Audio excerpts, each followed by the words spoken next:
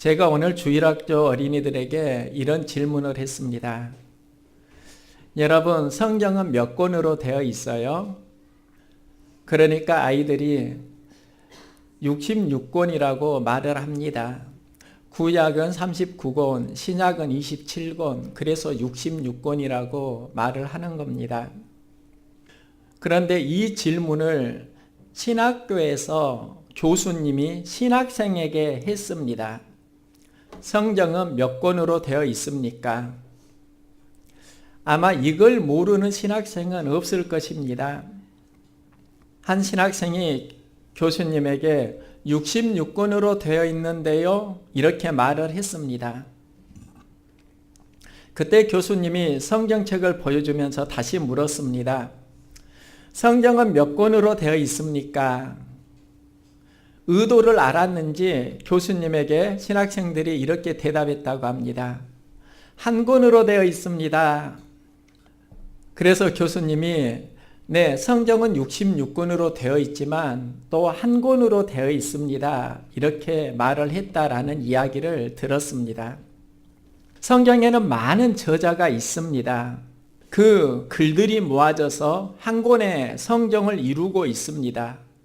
그런데 66권의 소책자가 한 권의 성경으로 통일성을 가지기 위해서 성령의 인도함으로 기록했다 하는 것입니다. 성령의 인도함으로 기록된 성경은 예수 그리스도가 이 시대의 구원자임을 증거합니다. 그런데 이 시대에 그 통일성을 지키기가 다소 애매한 시대가 되었습니다. 몇 주 전에 한 청년이 우리 교회에 왔습니다. 예전에 교회를 몇 번 출석한 적이 있는 청년입니다. 그래서 함께 식사를 하고 오후 예배 전까지 1시간 정도 이야기를 나누었습니다. 자신은 지금 신천지 교회를 다니고 있는데 목사님도 함께 가서 무엇이 진리인지 알아보았으면 좋겠습니다. 이런 말을 하는 것입니다. 보통 신천지는 자신의 신분을 숨깁니다. 전도하기 위해서 하는 거짓말은 하나님의 모략이라고 하고 또 그 거짓말을 잘하면 하늘 연기자라고 교육을 받기도 합니다. 그런데 그 청년이 자신의 신분을 밝히면서 목회자인 저에게 신천지 교회에 한번 가보자 이렇게 말을 하니까 제 마음이 조금 애매한 것입니다. 저에게 드는 감정이 우프다입니다. 우프다라는 말은 웃기면서도 참 슬프다 하는 이야기입니다. 청년의 마음을 모르는 건 아닙니다. 성경의 진리를 목사님도 깨달았으면 좋겠다. 그 마음을 아니까 웃기고 슬픈 겁니다. 그래서 제가 청년에게 신천지에 대해서 다시 이야기를 해 주었습니다. 신천지의 뿌리가 어디인지, 신천지에서 가르치는 교리가 다른 이단들에게는 중복되어지지 않는지, 그리고 신천지 강사를 가르치던 강사가 신현욱 목사였는데 그가 왜 신천지에 나오게 되었는지, 그리고 신천지의 비유풀이가 다른 이단들과 상당히 비슷한 게 많은데 이건 무엇을 의미하는지, 신천지 안에서만 가르치는 거 배우지 말고 보편적으로 알아보는 노력 좀 해보라, 이런 이야기를 해 주었습니다. 청년은 신천지 안에서 자신이 들은 것과 제가 말하는 게 다르니까 상당히 당황해 했습니다. 저는 그 청년을 보면서 마음이 참 애매했습니다.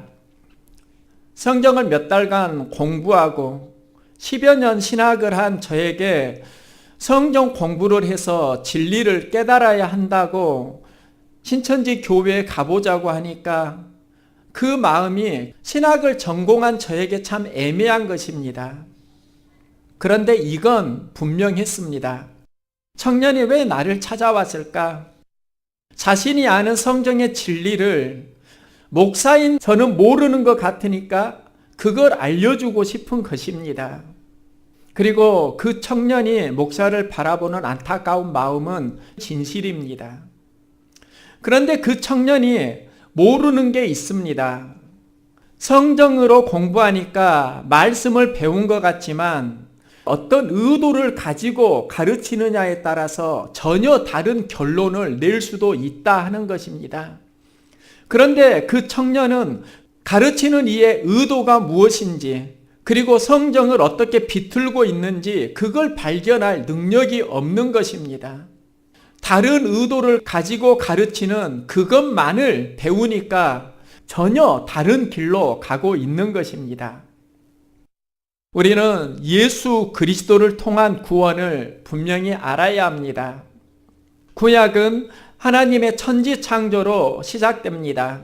태초에 하나님이 천지를 창조하시니라.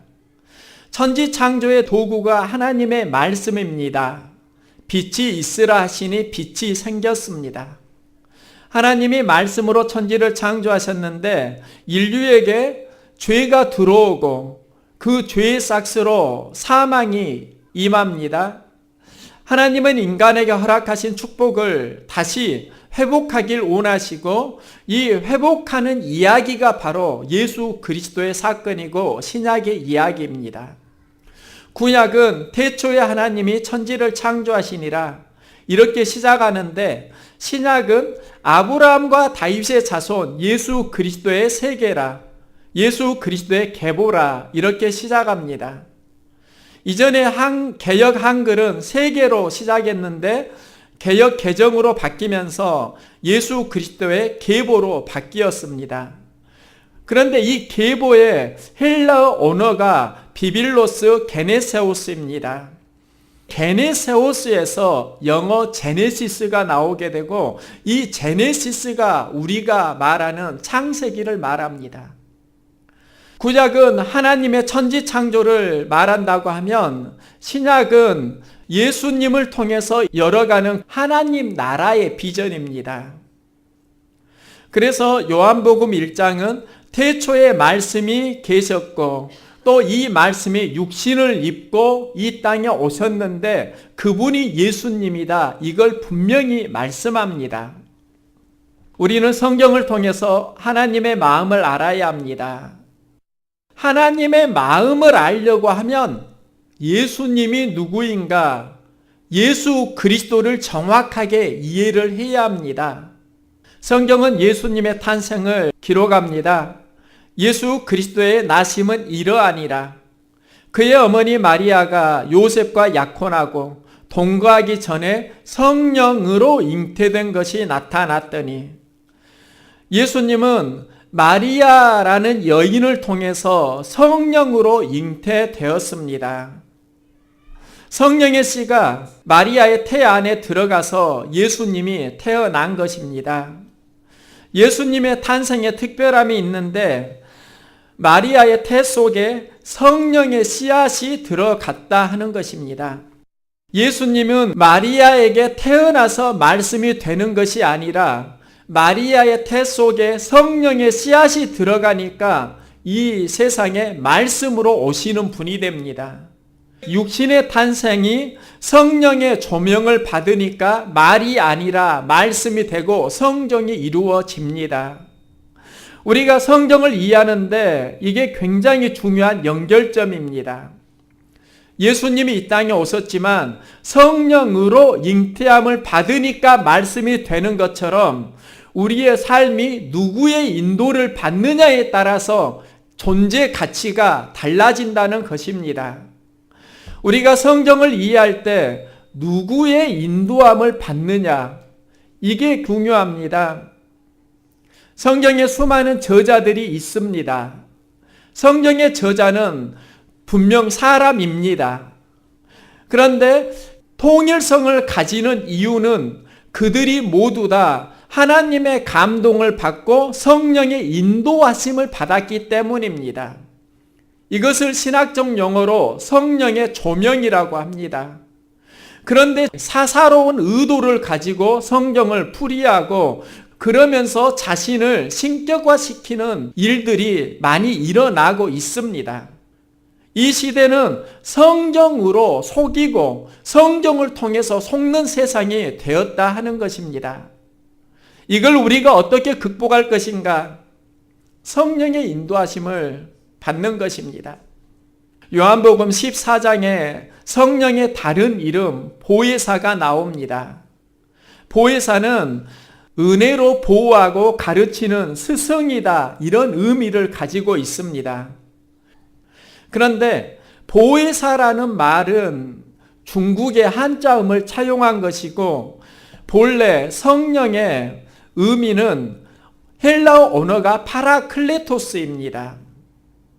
성령을 파라클레토스라고 하는데 그 파라클레토스의 의미는 옆에서 보호하고 도와주다, 이런 의미를 가집니다.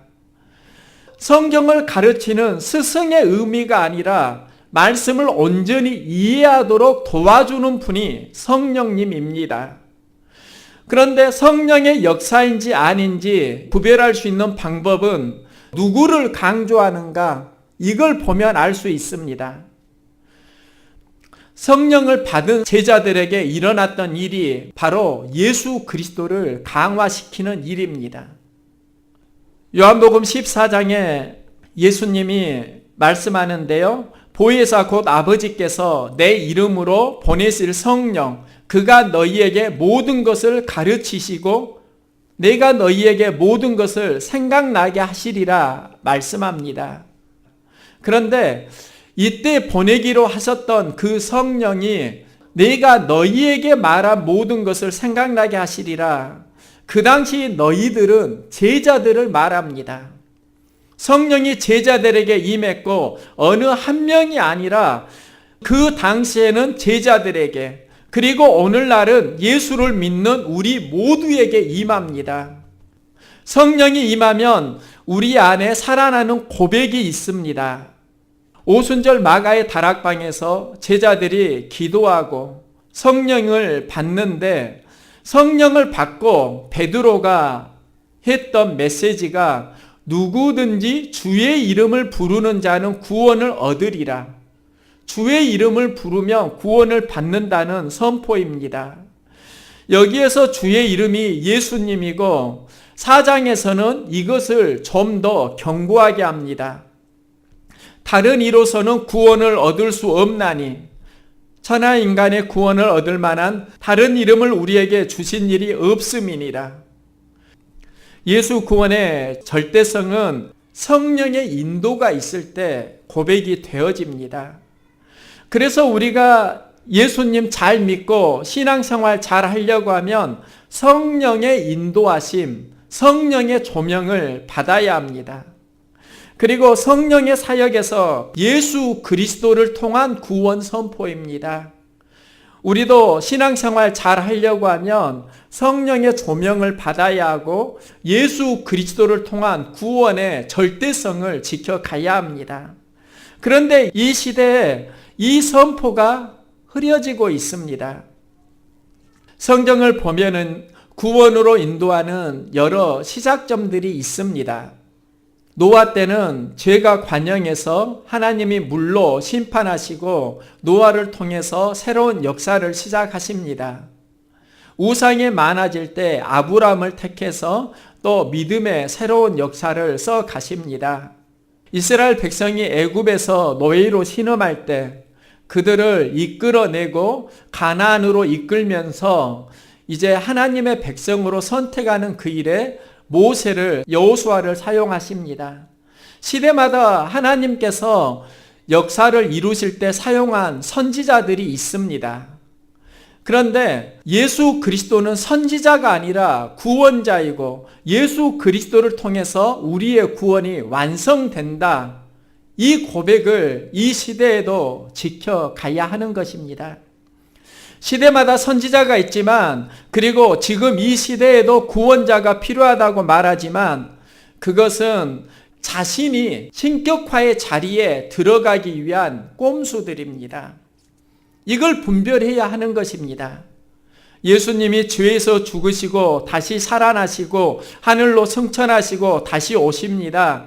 다른 길로 구원이 이루어지는 게 아니라 예수 그리스도로 말미암는 구원의 시작과 완전성을 분명히 말씀하십니다. 예수님에 대한 예언이 이사야 53장에 기록이 되어 있습니다. 예수 그리스도의 사역이 나옵니다. 그는 멸시를 받아 사람들에게 버림을 받았으며 강고를 많이 겪었으며 우리도 그를 귀히 여기지 아니하였도다. 그는 실로 우리의 질고를 지고 우리의 슬픔을 당하였거늘 우리는 생각하기를 그는 징벌을 받아 하나님께 맞으며 고난을 당한다 하였노라. 그가 찔림은 우리의 허물을 인하며 그가 상함은 우리의 죄악 때문이라.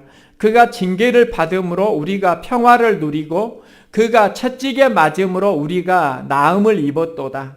우리는 다 양 같아서 그릇 행하여 각기 제 길로 갔거늘 여호와께서는 우리 모두의 죄악을 그에게 담당시키셨도다.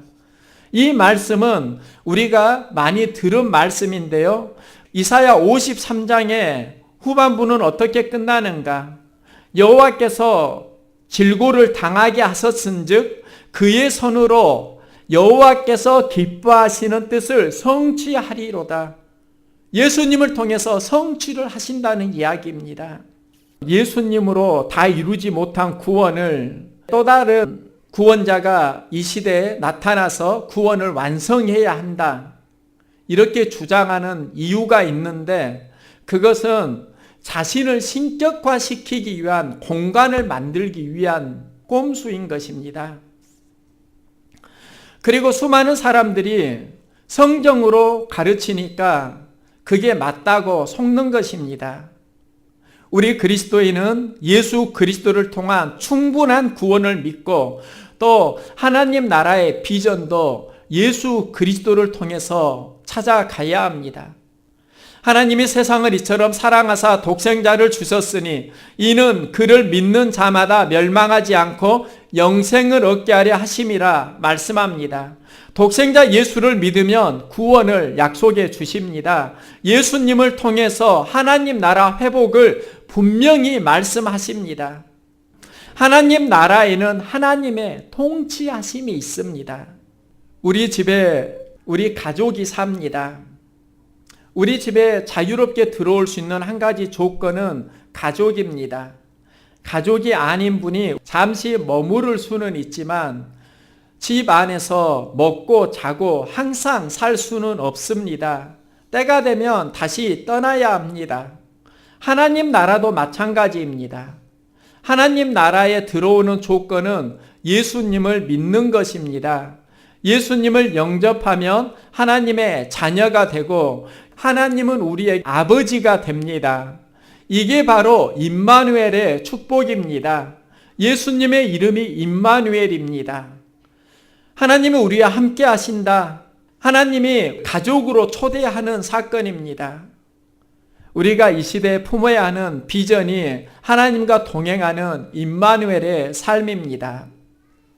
제가 청년 시절에 금요 철야 예배를 드릴 때 가나안 비전을 품고 기도한 적이 있습니다. 그때 기도했던 내용이 생각납니다. 그리스도인으로 하나님 약속을 붙들고 가나안을 정복해 가야 하는데 그 가나안 정복을 막는 세력이 있을 때 말씀으로 선포했던 고백인데요. 그들은 내 밥이다. 청년 시절에 이 선포를 하면서 기도를 했던 기억이 납니다.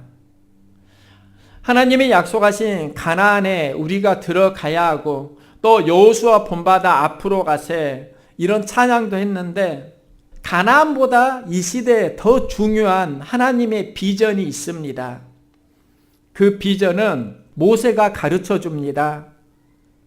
모세가 가나안으로 가는 그 여정에 많은 사건을 만나는데 하나님을 극도로 분노하게 만드는 사건이 금송아지를 만들어서 우상 숭배하는 사건입니다.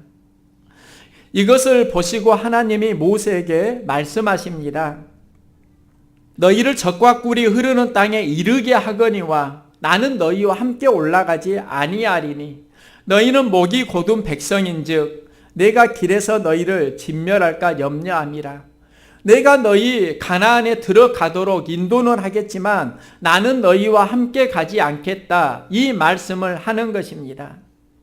이때 모세가 주께서 친히 가시지 아니하려거든 우리를 이곳에서 올려보내지 마옵소서. 주께서 우리와 함께 행하심으로 나와 주의 백성을 천하 만민 중에 구별하심이 아니니까.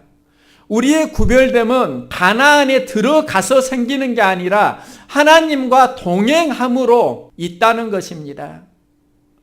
모세는 가나안보다 하나님을 선택합니다. 자신의 구별됨이 가나안이 아니라 하나님이 함께 하심이다. 이게 모세의 신앙 고백이고 위대함입니다.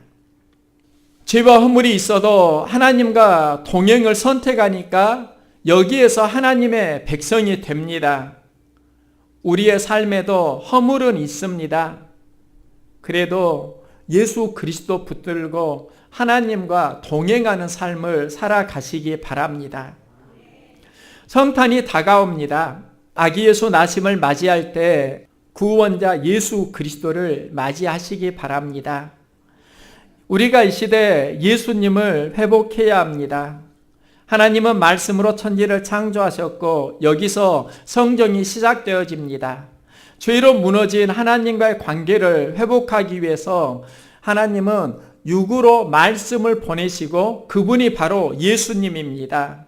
그리고 신약의 마지막을 보면 예수 그리스도의 은혜가 모든 자들에게 있을지어다.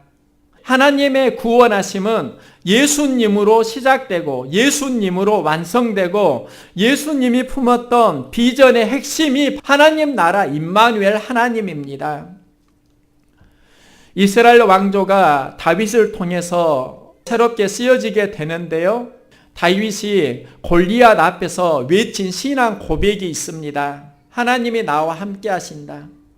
이 고백에서 이스라엘 왕조가 세워지는 겁니다.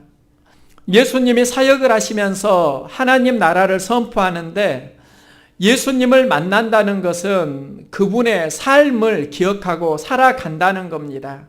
예수님이 선포했던 그 선포의 핵심이 하나님 나라입니다.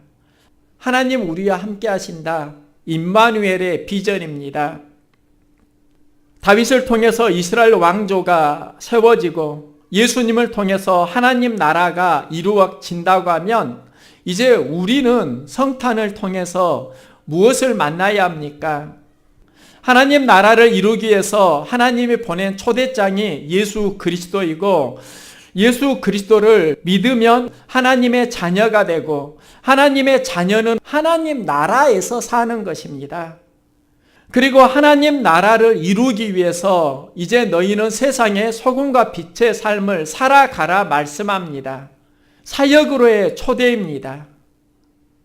예수님을 믿으면 자녀로 부르심을 받고 자녀로 부르심을 받은 수많은 그리스도인들을 다시 하나님 나라를 이루는 사역으로 파송하십니다. 그래서 예수님을 만나는 성탄은 부름과 파송이 함께합니다. 구원자 예수님 만나시기 바랍니다. 하나님의 자녀로 부름입니다. 예수님은 하나님 나라를 이루는 삶을 사셨습니다. 우리도 이 시대에 하나님 나라를 이루는 삶을 살아갈 수 있기를 소망합니다. 파송입니다. 부름과 파송의 중심에 품어야 하는 마음이 임마누엘 예수입니다. 예수님을 통해서 구원은 완성되고 예수님을 통해서 우리는 하나님의 자녀가 되고 하나님 나라 안에 거하는 축복을 누립니다. 우리가 만나는 크리스마스는 임마누엘 예수의 성탄이 되기를 소망합니다. 다음 주 성탄 주일입니다. 임마누엘 예수의 성탄을 맞이할 수 있기를 소망합니다.